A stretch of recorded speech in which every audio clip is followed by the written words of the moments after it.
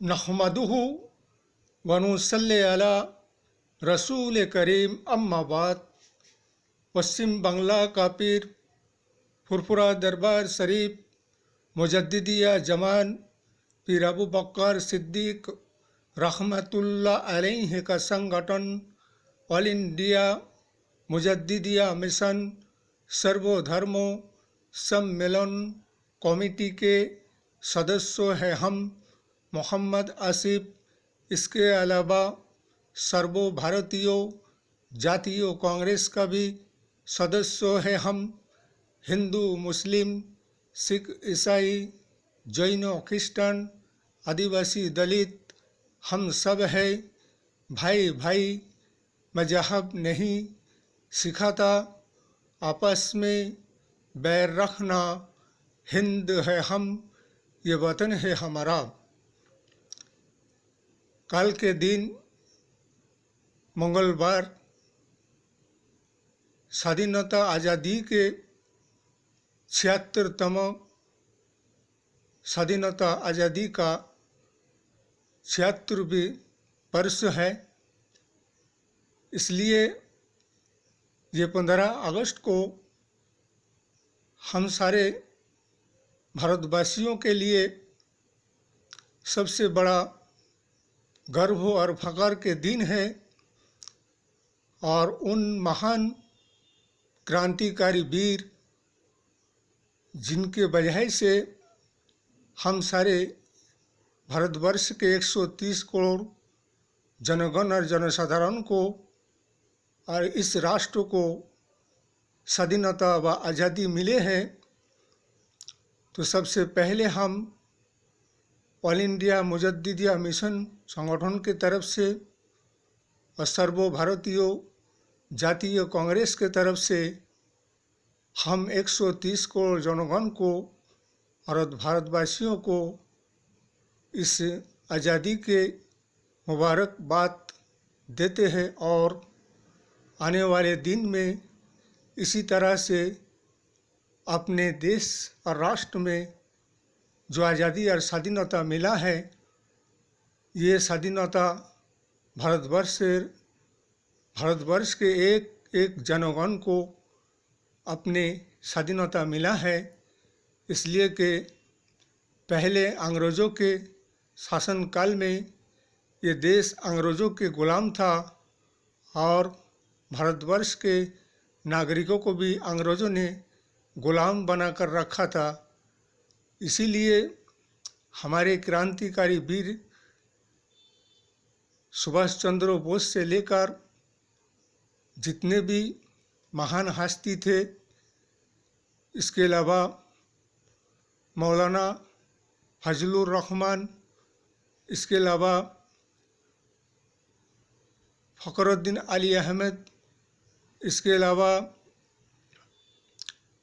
अशफाक़ुल्लाह खान, इसके अलावा चंद्रशेखर आज़ाद, इसके अलावा भगत सिंह, महात्मा गांधी, जवाहरलाल नेहरू, लाल बहादुर शास्त्री, बहुत से ऐसे महान महान हस्ती व्यक्ति थे जिनके वजह से हम भारतवासियों को ये स्वाधीनता व आज़ादी मिले हैं। इसीलिए हम सारे स्वाधीनता संग्रामी क्रांतिकारी वीरों को, जिन्होंने अपने जान और माल को राष्ट्र और देश के लिए कुर्बान कर दिए और कुर्बान कर कर देश और राष्ट्र को आज़ादी और स्वाधीनता दिलाए हैं, इसी बात का हम सारे भारतवर्ष के जनगण को इसका हम लोगों को गर्व और फख्र है। इसीलिए हम सबसे पहले सारे स्वाधीनता संग्रामी क्रांतिकारी वीर जिन्होंने अपने जान माल को कुर्बान कर कर राष्ट्र को आज़ादी दिलाए, भारतवर्ष के जनगण को आज़ादी दिलाए, स्वाधीनता दिलाए, उनकी रूह और आत्मा को शांति बख्शे खुदाए तआला और श्रद्धा जनाते हैं हम।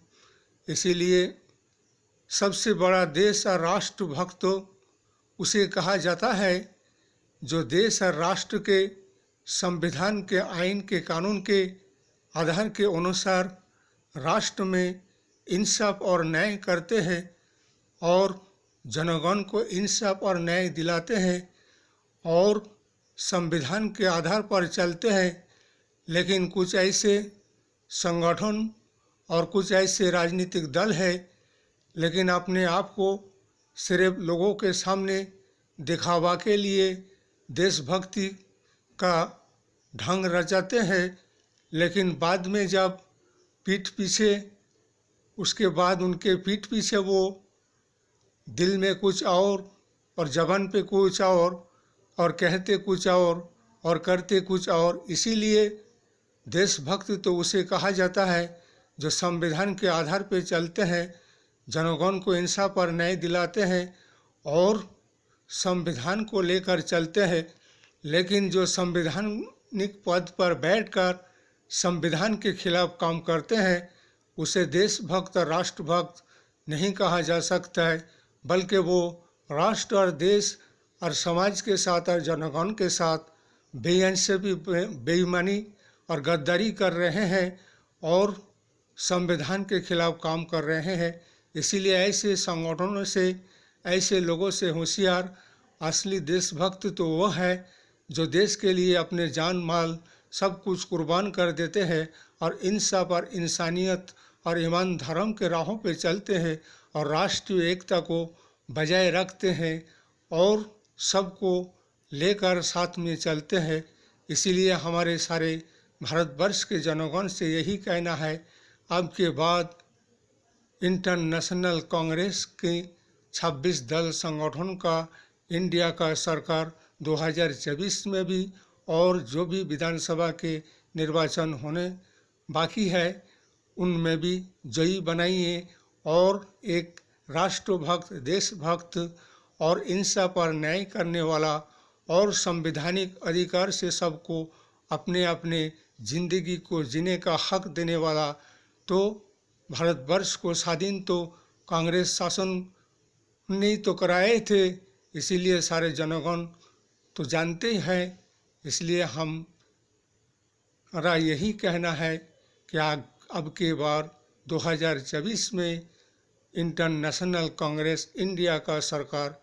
इस वीडियो को ज़्यादा से ज़्यादा लाइक दीजिएगा, शेयर कीजिएगा, सब्सक्राइब कीजिएगा। जय हिंद, जय भारत। मोहम्मद हसीब।